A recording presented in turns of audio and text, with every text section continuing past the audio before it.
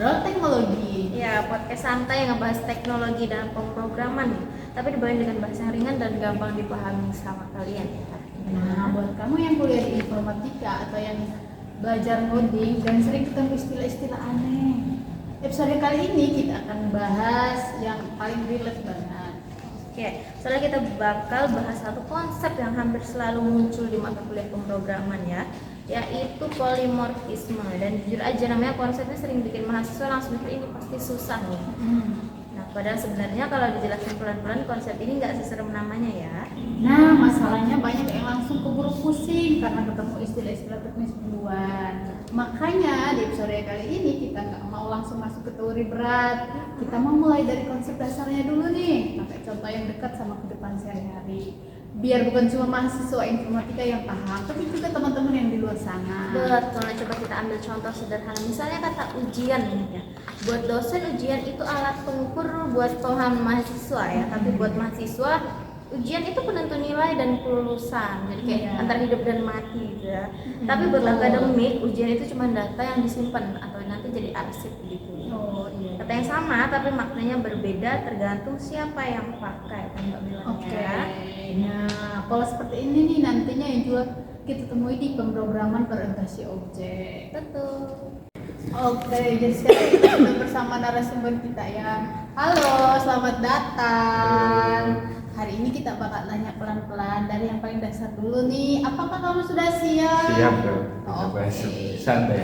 Jadi saya mau nanya dari pertanyaan paling sederhana dulu ya, buat orang-orang yang sama sekali belum belajar programming gitu. Oke. Nah, polimorfisme itu sebenarnya apa sih gitu? Saya bahas lebih sederhana biar teman-teman tahu.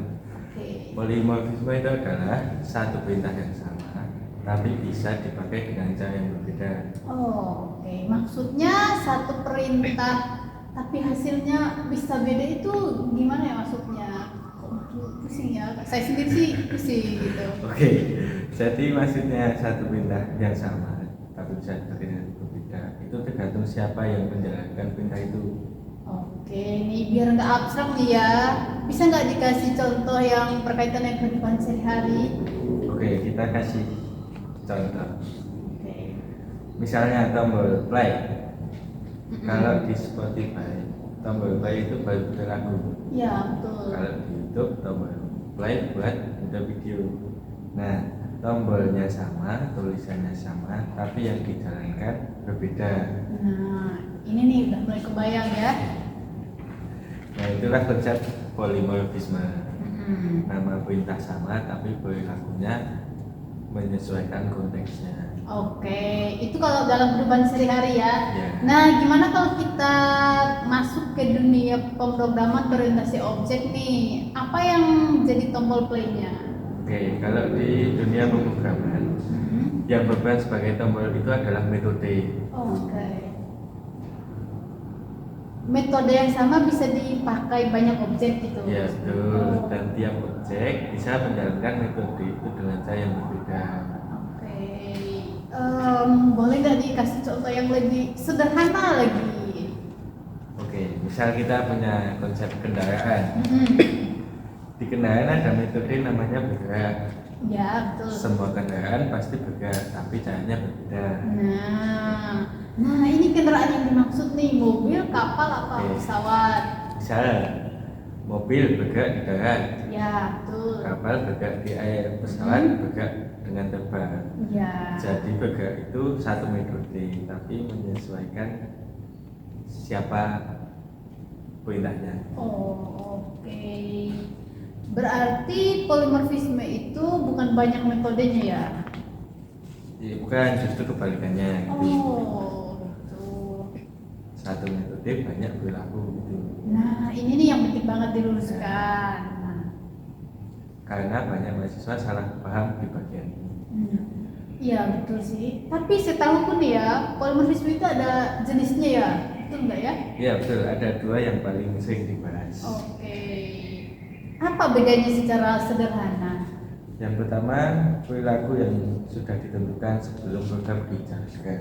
Oke. Yang kedua, perilaku yang baru ditentukan saat program berjalan. Nah, oke. Yang pertama itu biasanya lewat perbedaan input atau Iya betul, yang pertama lewat perbedaan input. Nah, yang kedua lewat wawasan dan pergantian perilaku. oh oke. Nah misalnya nih kalau kita nggak menggunakan polimorfisme apa yang akan terjadi? Kalau menggunakan polimorfisme, maka kita saat ngoding kode jadi panjang, kaku, dan susah Oke. dikembangkan. Setiap ada objek baru, kita nulis ulang banyak bagian. Oh oke. Kalau kita menggunakan polimorfisme Kalau menggunakan polimorfisme, kita bisa nambah objek baru tanpa mengubah sistem lama. Itulah kenapa konsep ini sangat mungkin di aplikasi besar. Oke, dari penjelasan bersama Mbak Melan tadi bisa saya rangkum ya. Polimorfisme itu bukan soal istilah rumit ya, tapi soal satu perintah yang sama bisa dijalankan dengan cara yang berbeda gitu guys. Tergantung objek yang menjalankannya. Ya. Dan kalau konsep ini sudah dipahami, belajar pemrograman bakal jauh lebih masuk akal. Polimorfisme ini hubungannya apa sih sama inheritance atau pewarisan gitu ya? Nah, ini biasanya satu paket kelas anak mewarisi metode dari kelas itu, terus perilakunya bisa berubah. Dari situlah polimorfisme muncul. Oh gitu. Setahu aku polimorfisme itu ada jenis-jenisnya, betul nggak sih? Ya betul. Ada dua yang utama, compile time dan runtime polymorphism. Oh, kalau compile time itu maksudnya gimana? Nah, kalau compile time biasanya lewat method overloading. Nama metodenya sama, tapi parameternya berbeda. Semuanya sudah ditentukan waktu kompilasi. Oh, kalau runtime, Kalau runtime itu lewat method of overriding. Jadi metode di kelas induk diganti di kelas anak dan baru kelihatan hasilnya pas program dijalankan. berarti overloading sama overriding itu berbeda. Ya. Beda overloading itu beda parameter, biasanya satu kelas. Overriding itu beda isi metode. Biasanya ada kelas induk dan anak. Oke, sekian pertanyaan kali ini kalian. Nah, terima kasih ya Mas ya, Mas Angga ya di sini. Nah, itu dia obrolan kita tentang polimorfisme di episode kali ini. Ternyata kalau dijelasin pelan-pelan itu polimorfisme nggak seserem itu Iya, ya. betul. Justru ini nih konsep penting yang sering dipakai dalam aplikasi nyata ya. Terima kasih untuk narasumber, terima kasih Mbak Melan dan Iya. pendengar penonton sekalian di rumah ya. Sampai ketemu di episode berikutnya dan semoga kuliah pemrogramannya lancar ya. See you.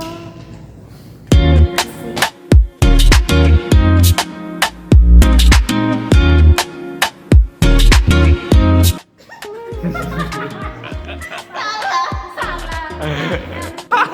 Situ ketawa.